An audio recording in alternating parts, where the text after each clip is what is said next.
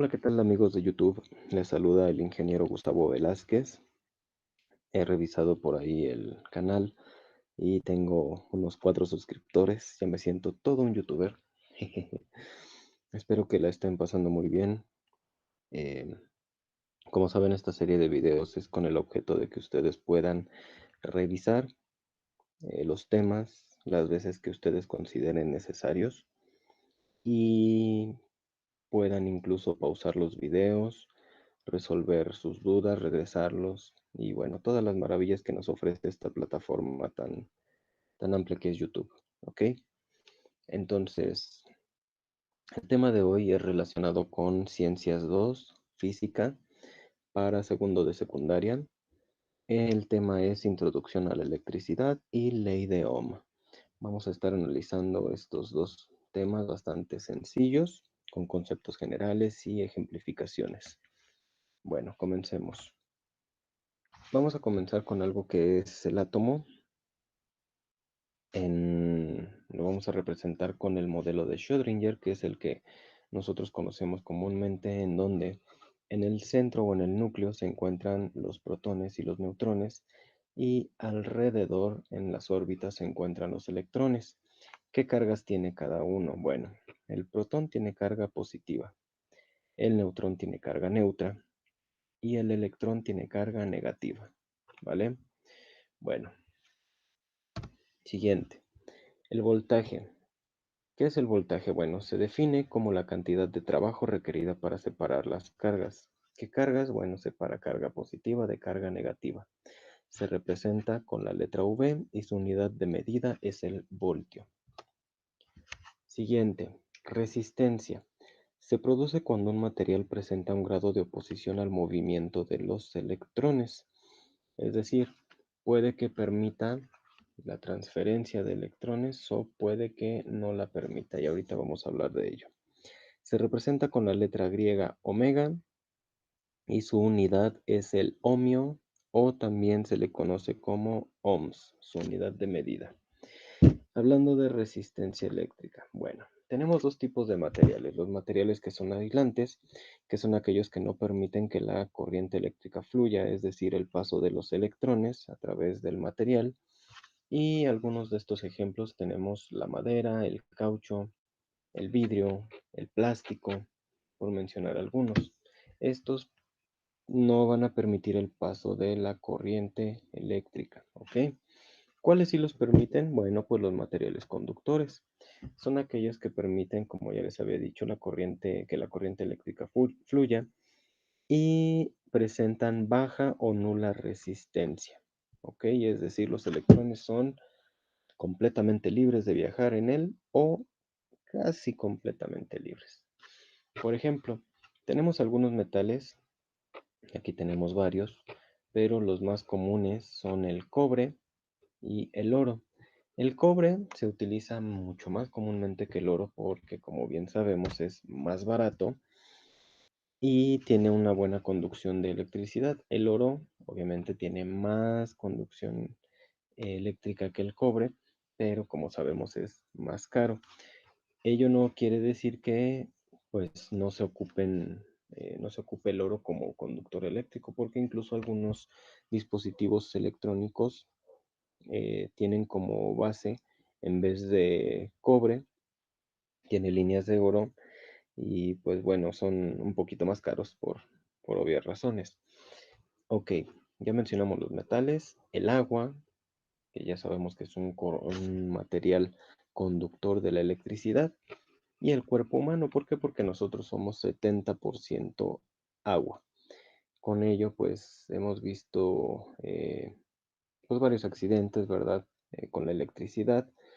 Y cuando nosotros queremos, pues de alguna manera jugar a los llamados toques, pues la corriente fluye por nosotros debido a esta parte que les mencionaba. Siguiente. Otro concepto es la corriente. La corriente, como ya les había mencionado, pues es la cantidad de electrones que circulan por un conductor.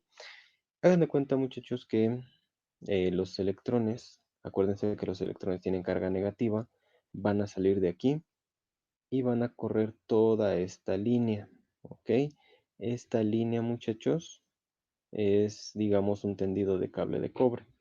¿Por qué se dirigen en este sentido? ¿Por qué salen del negativo y salen atraídos hacia el positivo? Si ustedes bien recordarán, hay una frase que dice que polos opuestos se atraen y polos iguales se repelen. Como en la vida cotidiana, así funciona lo mismo con la electricidad. Polos iguales se repelen, es decir, el electrón es carga negativa y cuando sale de aquí de esta parte de la parte negativa, pues bueno, va a salir disparada hacia la parte positiva. Y ahí va, este va a ser el flujo de corriente, ¿ok? Aquí lo que va a circular es la corriente, va a salir de aquí de nuestro voltaje y esto que vemos aquí como zigzag va a ser nuestra resistencia. Este es el diagrama básico de, pues de electricidad. Hay algunos un poquito más avanzados, pero bueno, este es el que ocuparemos normalmente, ¿vale? Para efectos prácticos. La unidad de corriente es el amperio o el ampere y se representa con la letra I latina.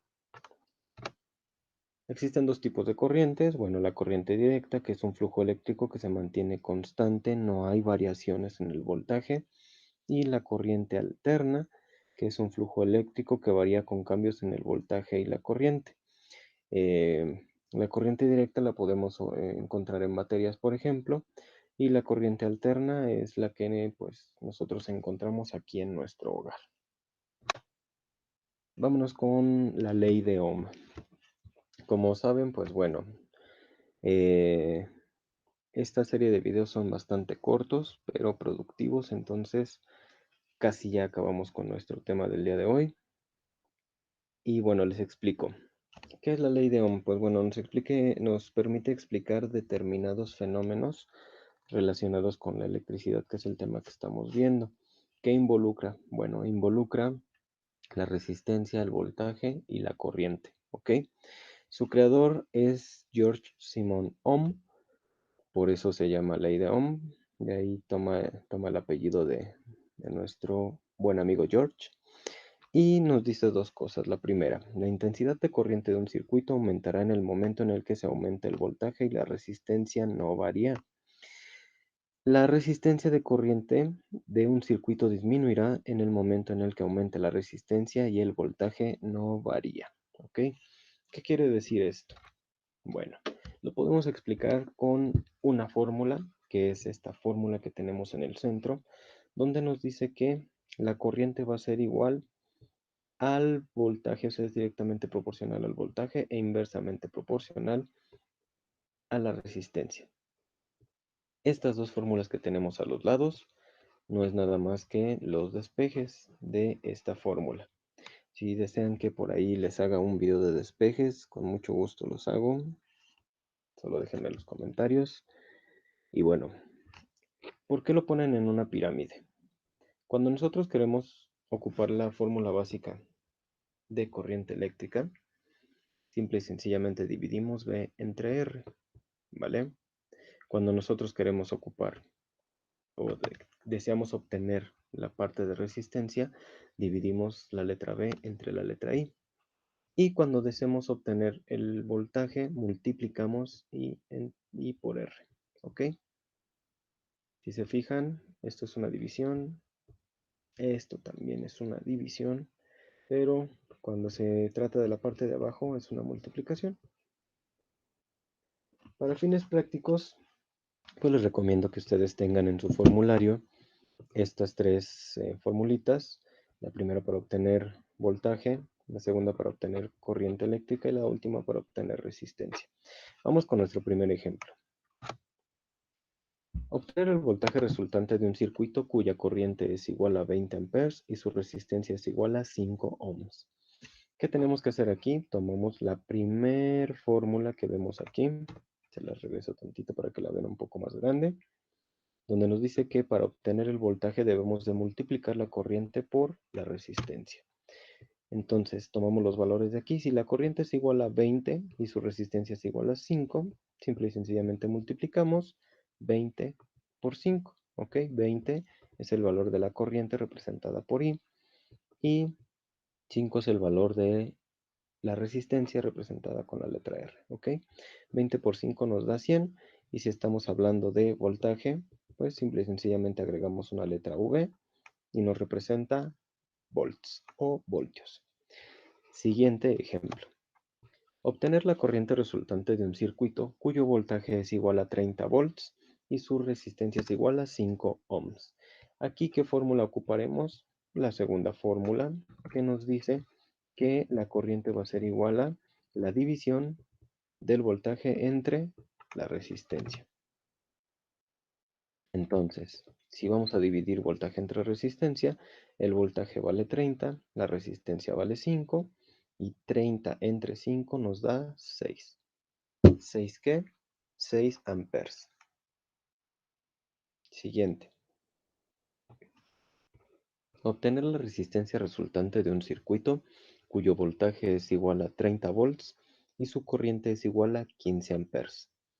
Bueno, aquí ocupamos la última fórmula que nos dice que la resistencia va a ser igual a la división del voltaje entre la corriente eléctrica.